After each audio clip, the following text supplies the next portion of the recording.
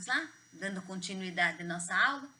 Lembrando que aqui no nosso bate-papo eu estou dando só a explicação do conteúdo do capítulo.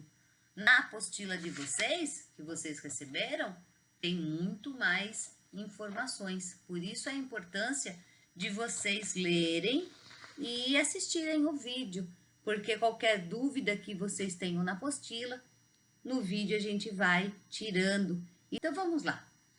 A Umbanda, ela vai nascer, a história se inicia em Niterói, na cidade de Neves. Ela foi anunciada em 15 de novembro de 1908, quando esse rapaz, esse senhor, na verdade, na época, com 17 anos de idade, Zélio Fernandino de Moraes, ele vinha com muitos problemas de saúde, os pais já tinham levado ele em todos os lugares e nada se resolvia, e um dia os pais resolveram dar a última cartada, que a família de Zélio, vindo de uma família extremamente católica, como na época, né, em 1908, a religião católica era muito forte, então praticamente todos eram católicos, né? E como não havia mais recurso para tentar entender os problemas de saúde de Zélio, um primo médico da família examinou, fez todos os exames e nada encontrado. Era um total mistério. Então, foi sugerido que a família o levasse até a Federação Espírita Kardecista na época, num local lá em Niterói. Chegando lá, Zélio Fernandino levanta e é convidado a ir até a fazer parte da mesa, né? E quando ele chega, ele se senta junto com o do grupo e neste momento ele diz que falta uma flor. E um olhou para o outro, porque no kardecismo, pelo menos naquela época, vamos até combinar, né? Aqui nós vamos tratar de Umbanda, então eu não vou me aprofundar nas outras religiões, ok? Vamos falar e centralizar no que é Umbanda. Então é assim, naquela época, o kardecismo ele não é adepto de usar vela, flor, nada disso, né? E ao levantar, o menino saiu por alguns minutos, volta com uma flor e põe dentro do jarro com água que havia em cima da mesa para ser fluidificada e ser distribuída para os médiuns depois dos trabalhos. Nisso, o Zélio, ele acaba manifestando uma entidade e um dos médiuns kardecista pergunta para ele, porque Zélio incorpora o caboclo. E esse médium kardecista pergunta para ele, qual o seu nome? O caboclo diz, Caboclo das Sete Encruzilhadas. Esse médium fala para a entidade, por que ele se diz caboclo, se o que ele estava vendo na frente dele era um jesuíta, né? Um padre jesuíta, que tinha sido a última encarnação do Caboclo das Sete Encruzilhadas, o Frei de Malagrida, que esse frei, ele foi queimado na Inquisição, lá em Portugal, em 1761, né? E o vidente vem do frei, mas esse frei falando como um caboclo. E ele é convidado a se retirar, porque naquela época, a Federação Espírita daquela época não aceitava né? Todos os espíritos que apareciam desta forma, era conduzido a tratamento, não era aceito, né? E o caboclo, ele diz para as pessoas que estavam ali, que no dia seguinte, o aparelho, que era o Zélio Fernandino, iria começar o trabalho, um novo trabalho, iria fundar uma religião, né? Ele iria iniciar uma religião aonde todos teriam voz, todos, e nenhum irmão ficaria de fora. E foi o que aconteceu. No dia 16, às 20 horas da noite, então, exatamente da forma que o caboclo das 7 encruzilhadas havia dito, nenhum irmão ficaria mais de fora. E todos os irmãos que quisessem vir para dar o seu recado, para poder falar e ajudar, seria muito bem-vindo. Então, foi então que, como o caboclo diz assim, mostrando, né, para as pessoas naquele recinto, qual que era o objetivo dele, o que ele trazia do astral. Então diz assim: se julgam atrasados os espíritos de pretos e índios, devo dizer que amanhã, dia 16 de novembro, estarei na casa do meu aparelho às 20 horas para dar início ao culto em que estes irmãos poderão dar as suas mensagens, assim cumprir a sua missão com o plano espiritual. E finalizou a conversa, né? E ele diz também que será uma religião que falará aos humildes, simbolizando a igualdade que deve existir entre todos os irmãos encarnados e desencarnados. E o vidente retrucou ainda que por que ele julgava que iria ter pessoas nesta sessão. E, como ele diz, né, que cada colina de Niterói atuará como porta-voz anunciando o culto que amanhã iniciarei.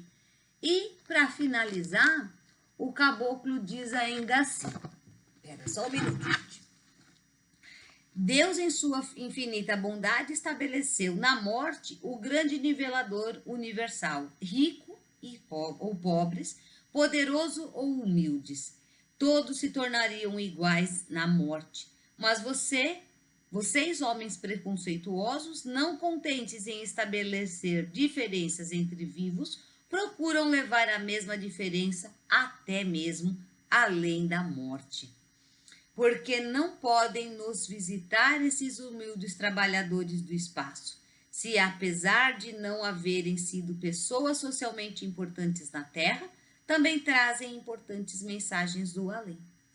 E foi assim que, no dia 16 de novembro de 1908, às 8 horas da noite, havia uma multidão na frente da casa de Zélio Fernandino de Moraes, e ali deu-se início à primeira sessão na casa de Zélio, aonde mais tarde recebe o nome de Tenda da Nossa Senhora da Piedade. Aqui nós fazemos um parêntese, porque também é preciso entender que antes da anunciação do nascimento da Umbanda pelo caboclo das 7 encruzilhadas, já havia relatos de incorporações em vários locais do país, ok?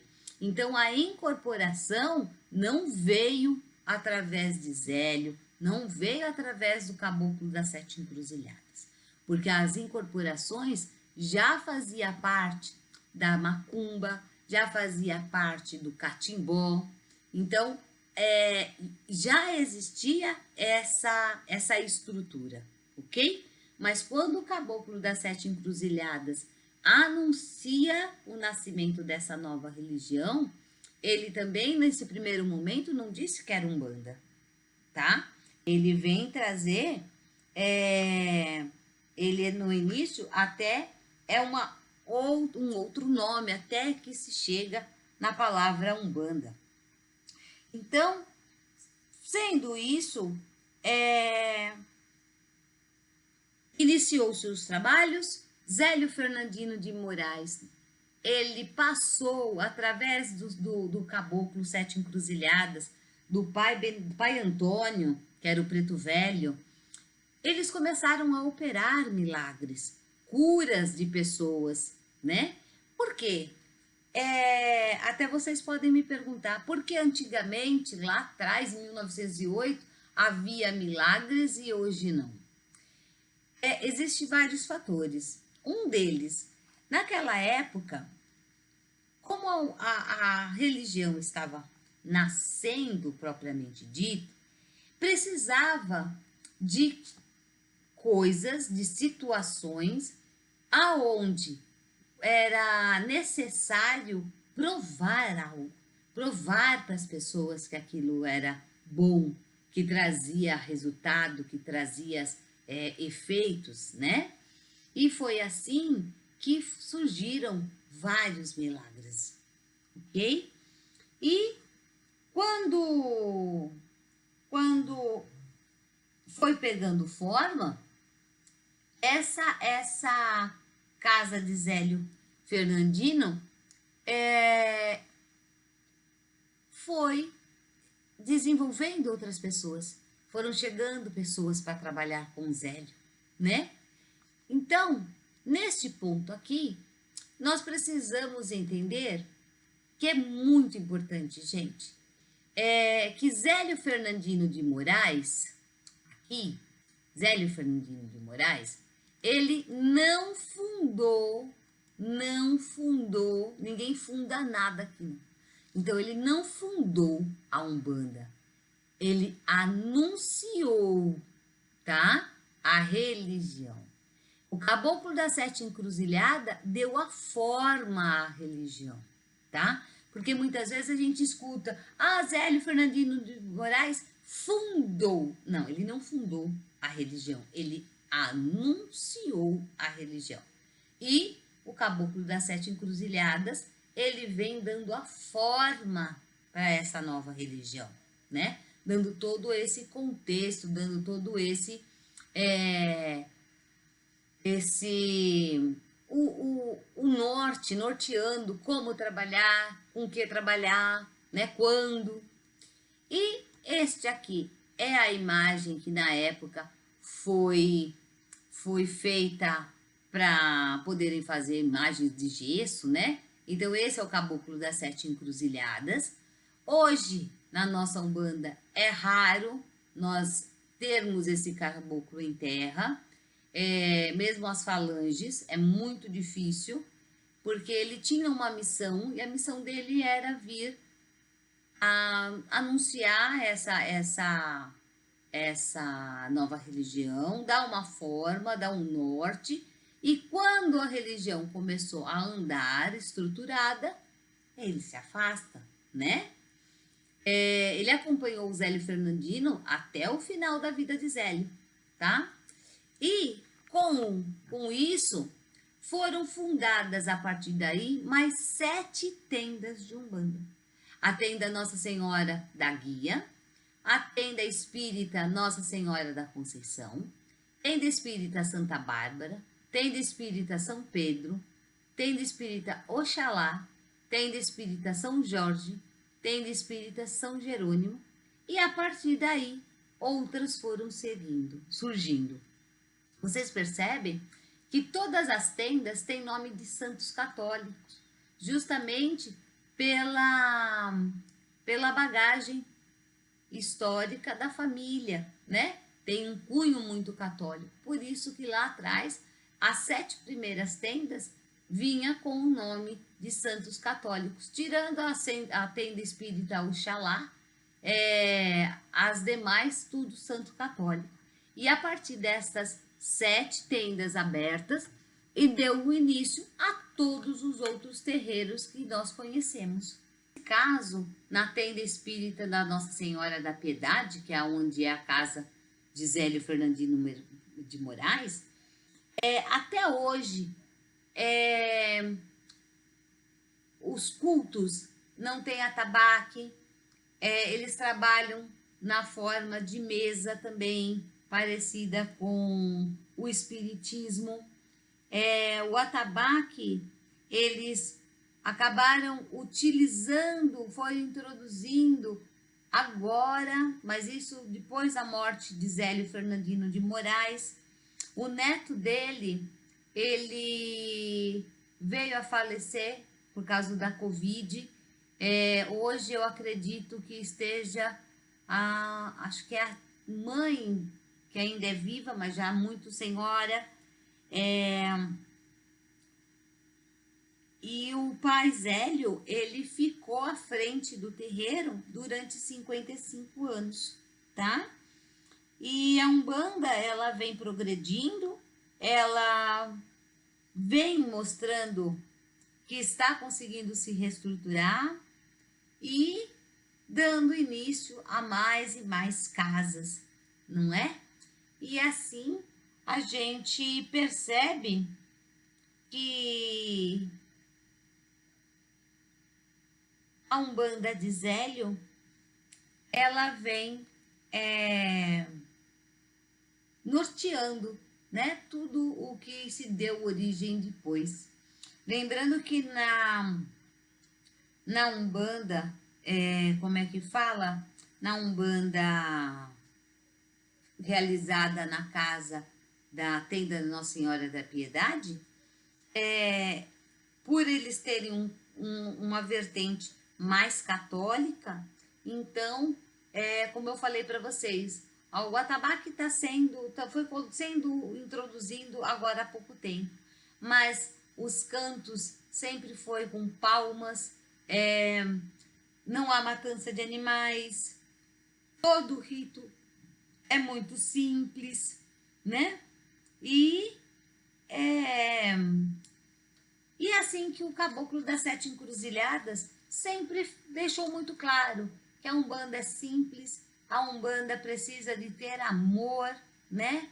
É uma coisa muito importante a gente trazer para nós que o Caboclo das Sete Encruzilhadas, ele sempre deixou muito claro que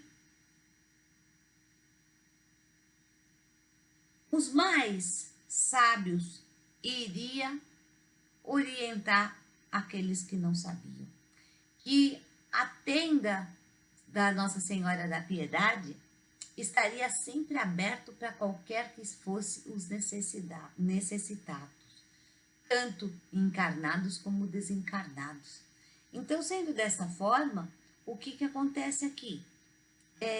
Nós vemos que, apesar de hoje nós termos várias vertentes umbandistas, que a gente vai ver mais para frente, nós percebemos também que o amor à caridade, o amor ao próximo, o atendimento caritativo, isso permaneceu, né? Então, isso quer dizer que o Caboclo das Sete Encruzilhadas plantou a semente de uma forma aonde foi entendida, né? E a gente percebe que mais e mais pessoas vão surgindo, vão entrando, vêm conhecer a Umbanda e não se parou mais de nascer outras tendas espíritas, outros terreiros, outros centros, não é mesmo? Então é isso. Nos vemos já já.